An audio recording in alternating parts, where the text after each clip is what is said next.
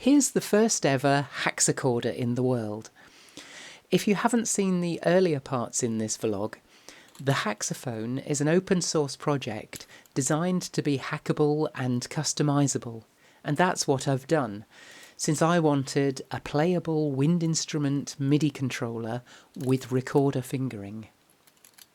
The thing that's given me the biggest problem this week is that I couldn't get away with having a single button for the thumb. I thought I could, but I ran into problems when I tried to make the key map, because there are 3 notes with the same combination on the top side: low A, high A and C sharp, those having a different position on the thumb: fully covered, open and half hold. As a workaround, I started by mapping another unused key to make a special combination for the C sharp, but one of the reasons for having this instrument is to be able to practice at unsociable hours, and so for muscle memory reasons, this needs to be as analogous as possible to real recorders. So I needed to add a second button here on the thumb. I've cut up one of these smaller boards, unused for the recorder version, as a carrier for 2 switches. That works pretty well, but it's not a permanent solution. When I reshuffle the PCB design, I'll get these as close together as possible and hopefully reinstate the thumb rest. That double key arrangement will also serve for these 2 lower holes, which you also need to half hole. But for now, this is working really well for me. My fingers and thumb are just doing what they need to do without me thinking. I was planning to use this mouthpiece. I bought this for its wacky colour and cut this part to join here. But now that I've settled on a more tasteful arrangement of colours here, I'm not sure about that. I may still go with this part and fit it here. I quite like this angle. As for the software, it was easy to make a new fingering map and incorporate that. I've added real MIDI out. That's quite useful for me because some things require that rather than MIDI over USB. I'll put a TRS socket here for that in place of the audio out circuitry. And I've added some configuration. These keys here probably match saxophone keys, but to me they looked like a D-pad, and so I've run with that idea.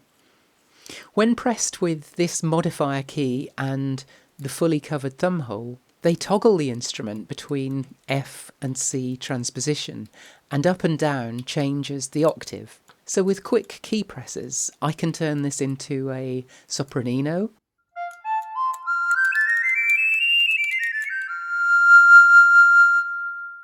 soprano,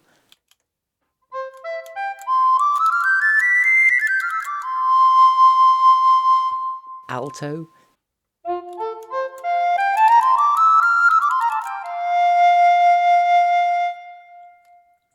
tenor,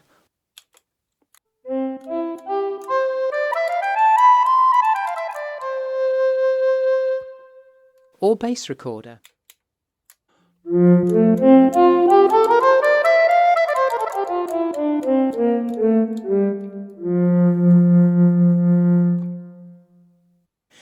I also found that it might be useful to be able to send a program change message or instrument change.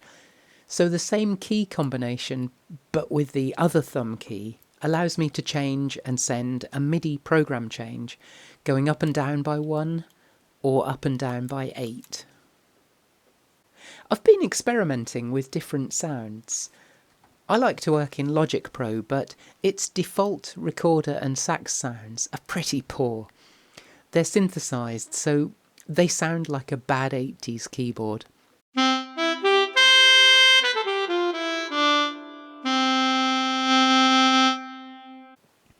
I've come to like decent sampler instruments, especially now that I've sussed out how to make this breath control work with them. This sax is really nice.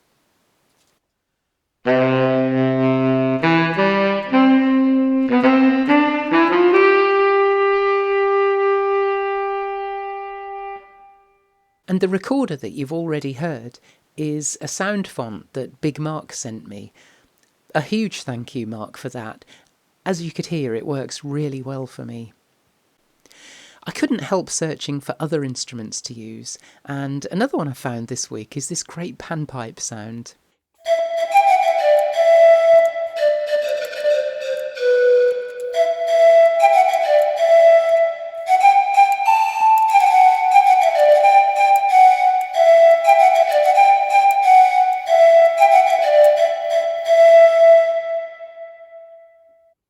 As you can hear, the Haxocorder is responsive enough to allow me to play trills, semis, and double tongue.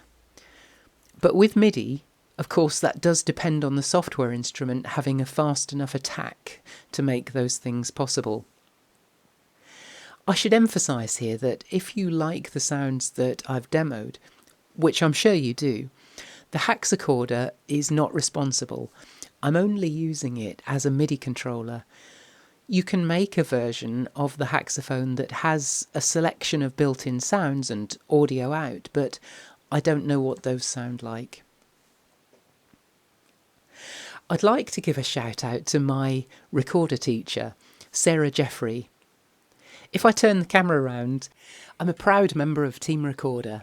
I use her sight reading book and her favourite melodies book regularly and highly recommend them.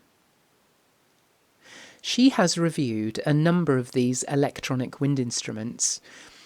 Different people want different things. I wanted zero latency, I didn't need audio out, and I wanted physical buttons rather than capacitive touch. So I've made this to suit myself. If your requirements are different, you might like to check out her reviews. There will be another part to this when I've done some layout work to the PCB, but I'm going to finish this one by re-recording something I did a few weeks ago, which was a recorder saxophone duet version of A Shokan Farewell. Originally I used that dubious synthesized sax mentioned earlier, so it'll sound better this time for that reason. Another reason is that it'll have better dynamics. With the real instrument, there are limits to how much you can vary the dynamics without overblowing or affecting the tuning. But I've discovered that the breath controller built into this allows for a much wider dynamic range than a real recorder.